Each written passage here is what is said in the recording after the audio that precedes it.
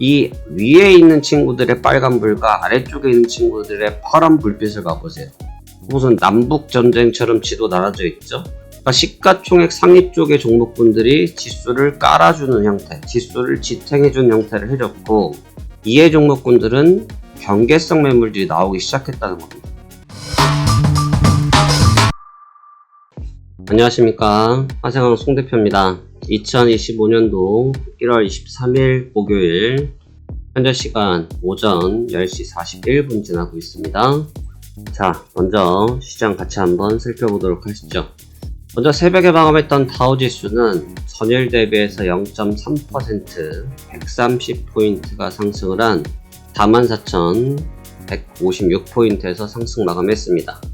기술주인 나스닥은 전장 대비해서 1.28% 252포인트가 상승 마감한 29,000포인트에서 마감이 됐고요. S&P 500은 0.61 37포인트 상승한 6,086포인트에서 상승 마감했습니다. 3대 지수가 모두 다 고르게 상승하진 못했고, 기술주가 좀 중점적으로 상승을 했고요. 대통령이 취임한 이후에 지금 3거래일 연속 주가가 강세를 띠고 있습니다. 강세를 취하고 있는 상태고, 일단 변동성이 취임 바로 직전에는 세게 나오다가 취임 당일날 시세가 좋았고, 어저께 그러니까 오늘 새벽에 다소 변동성이 좀 떨어지면서 그간 앞서 움직였던 상승 피로감이 일부 비추어지면서 마감이 됐습니다. 일단 주가가 음봉으로 마감이 됐다는 얘기는 그만큼 현재 위치에서 정책적인 부담 이런 것들을 배제하고 단순하게 평가했을 때 상승 피로감이 일정 부분 반영된 것이 아닌가 이렇게 보여지고요.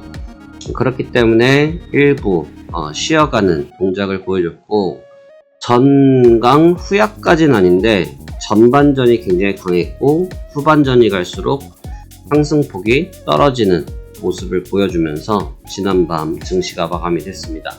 일단 이러한 상황들을 놓고 볼 때 이제 다시 본론으로 좀 넘어가서 봐야 될 것 같습니다.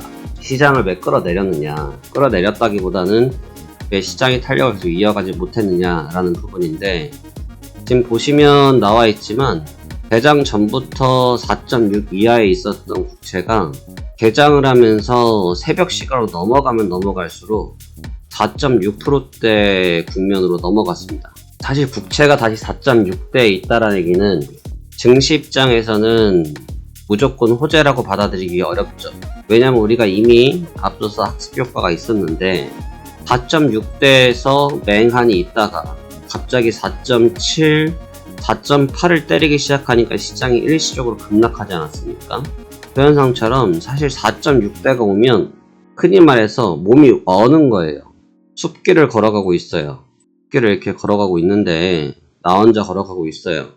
근데 갑자기 이 반대편 숲길에서 건장한 우락부락한 남자 3명이 이렇게 걸어와요. 물론 그냥 지나가고 산책하는 사람일 수도 있는데 왠지 모르게 내가 위축될 수밖에 없죠. 경직될 수밖에 없잖아요. 혹시 무슨 일이 생길까? 똑같은 겁니다. 무슨 일이 생겼다라기보다는 4.6이라는 수치가 이게 결국은 인플레가 안 잡혔다라는 것을 반대로 얘기하는 뜻이기 때문에 인플레에 대한 우려감이 여전히 놓여져 있는 측면이거든요. 그러니까 시장이 경직이 될 수밖에 없고, 시장의 양상을 보시면, 자 보세요. 이때가 새벽 2시예요. 새벽 2시에 나스닥 선물이 고점을 찍었죠? 새벽 2시에 고점을 찍은 뒤에 국채를 보시면 국채가 어떻게 움직였냐? 자, 새벽 2시에 고점을 찍은 위치부터 해서 볼 때 계속해서 요 구간대부터가 4.6선이 유지돼요. 그러니까 2시부터 4.6선이 유지가 되니까 시장이 어떻게 됩니까?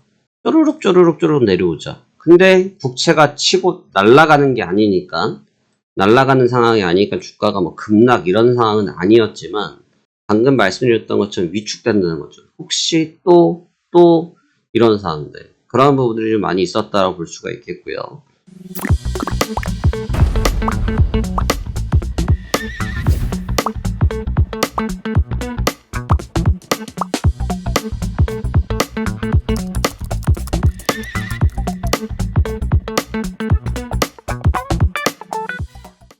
물론 이 기업들의 주가는 애플이 좀 다시 버텨냈고, 그 다음에 마이크로소프트, 그 다음에 엔비디아, 아마존, 메타, 뭐 전형적인 M7 종목군들, 테슬라를 제외하고 나머지 종목군들이 워낙 강하게 잘 버텼기 때문에 좋은 모습이지만, 지금 그림을 보시면 상단 쪽에 있는 종목군들과 하단 쪽에 있는 종목군들을 봐보세요. 오라클 쪽은 이번에 AI 시스템 정책 때문에 반영한 부분이 있고, 이 위에 있는 친구들의 빨간불과 아래쪽에 있는 친구들의 파란 불빛을 봐보세요. 무슨 남북전쟁처럼 지도 나눠져 있죠? 그러니까 시가총액 상위 쪽의 종목군들이 지수를 깔아주는 형태, 지수를 지탱해주는 형태를 해줬고, 이해 종목군들은 경계성 매물들이 나오기 시작했다는 겁니다. 그러니까 시장이 무조건 아이고 좋아라 라고는 외칠 수가 없는 상황이다 라고 정리가 되어지는 부분이고, 방어적인 태세가 나아갈 수밖에 없는 상황이다 라고 볼 수밖에 없습니다. 공격적으로 풀어가고 싶지만 방금 말씀드렸던 것처럼 지금 지수의 기본적인 컨셉 자체가 공격적으로 풀어가고 있는 상황이 아니고 방어적인 스탠스가 좀 있는 상태가 은근히 보여지고 있어요. 그러니까 지금 다우지수가 하루 셌다가 그저께는 다우지수가 강했고 나스닥이 약했고, 오늘 새벽 같은 경우는 나스닥이 강했고 다우지수가 상대적으로 약했거든요. 꼭 이 3대 지수가 지금처럼 균형 있게 움직이지 못하고 한 특정 종목군으로 종목의 변화들이 좀 생길 때 나타난 전형적인 특징, 이후의 차익 실현이라는 거죠. 지금 먼저 개장한 우리나라 시장, 이게 비교 대상이 절대 안 되는 거 압니다. 비교 대상이 절대로 안 되는 걸 아는데, 우리나라 증시가 어제 반등을 했다가 지금 바로 대밀림을 주고 있거든요. 바로 대밀림 줘서 어제 상승폭을 다 빼버렸습니다. 이 얘기는 무슨 얘기냐면, 상승을 존중해주지 못하겠다는 것이 아니고, 지금 어떻게 보면 허니문이라는 개념이 아니라 임기 시작 전에 올렸던 부분에 대한 주가의 매물 소화 과정이 시작된 것이 아닌가, 저는 조심스럽게 이렇게 보고 있습니다.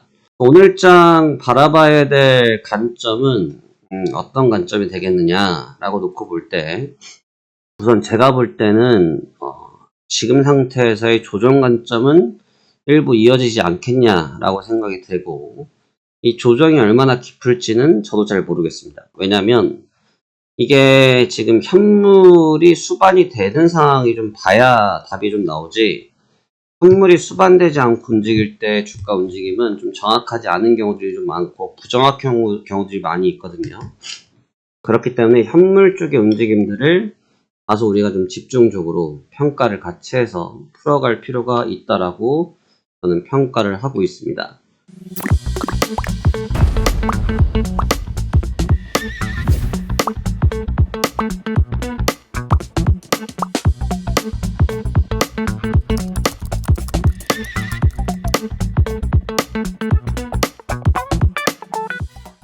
오늘장 중요한 매매 포인트는 현재 위치에서 얼마나 강한 매물 소화 국면을 계속해서 가져갈 것인지 여부이고, 빅테크 쪽에 관련된 기사들을 계속 내주면서 증시를 부양하고 있긴 하지만, 지금 뉴스에서 계속 나오고 있는 얘기가 뭐죠?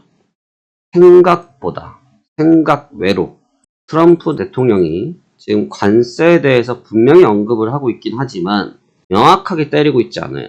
그래서 과연 이 관세를 명확하게 때렸을 때 증시가 얼마나 압박을 받을지에 대한 우려감이 좀 있다 이거죠. 사실 그렇게 됐을 때, 왜냐하면 중국이 반대 어구를 아직 언급을 안 했고 유럽도 반대 어구를 얘기 안 했어요. 그랬을 때 나타날 수 있는 흔히 말하는 무역 분쟁성 개념에 대한 접근이 나타났을 때 현 증시가 얼마나 잘 이겨낼 수 있을런지, 이 부분을 말씀드리는 겁니다. 제가 말씀드린 것은 대세를 말씀드린 게 아니에요. 저는 어차피 트레이더이기 때문에 하루하루의 변동성을 가지고 먹고 살지, 제가 1년짜리 주식 추세를 먹고 살진 않지 않습니까? 그리고 그렇게 하신다는 분들도 없어요. 하실 줄도 모르시고.